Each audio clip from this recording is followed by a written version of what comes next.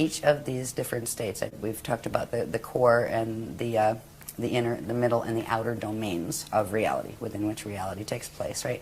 They each have a different state of matter, a different type of matter, a different density level of matter, and different states of consciousness that go with them. So I just wanted to point that out. So when we see this diagram, we're seeing the Kalihara, it's called the Kalihara system, and we have the Hara bodies, and the space-time structures within the Hara body. So these are large energy structures that you don't see. And you don't even see these. You don't see, you're not walking around in your field counting your little balls, right? But they're there.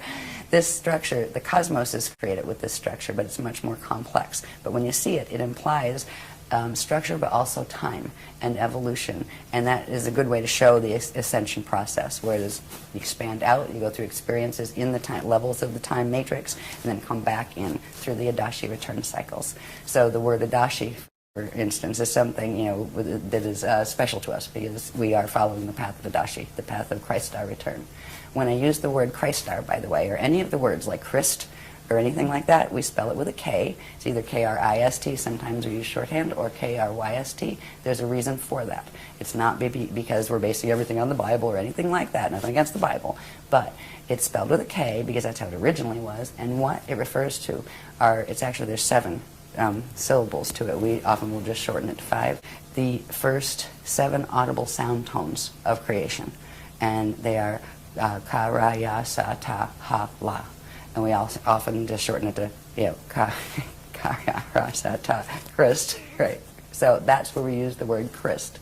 It has to do with the sound tones, the vibrations, the first audible sound tones when we get into first particle creation. Before all these structures occur in the cosmos, there are certain things that happen on a very, very, very nano-micro level that the first what would be audible sounds or audible vibrations, and that is why we use that word Christ. So that's where it's coming from. It's not saying, we're Christian, that's which means we're not this and we're not that and we're not the other thing. It's something that belongs to everyone, in every language. That's just another version of showing the same structure. This is part of a much larger structure and has to do with stargates. The drama that's happening on the planet now with the visitors and all of that has to do with stargates. It has to do with ascension, but it has to do with stargates too, and who's fighting over them. So the next diagram, this is called the Illumeridana spirit body. And the reason I'm going to show you the spirit body structure, this is a diagram that has many purposes, but if you remember that last diagram, this one is a bit more detailed. It is still showing structure. This is a simplified, and each one of these pieces and flows and all of the different elements of this have been analyzed. There's like 100 graphs to this sequence.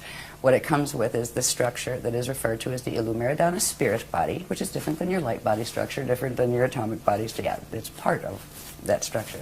The cosmos has this too. Right? Nothing cosmic, right? Inside of this, you have the Hara ball structures with the time cycles moving in and out of this. But if you notice here, there are 12 points on this. There are 12 petals. Each one of those would have a line running down it that comes out the other side, right? Each would be a vector line. So you're not just dealing with one vector where you have 2 event horizons. You're dealing with sets of 6 vectors that form 12 event horizons.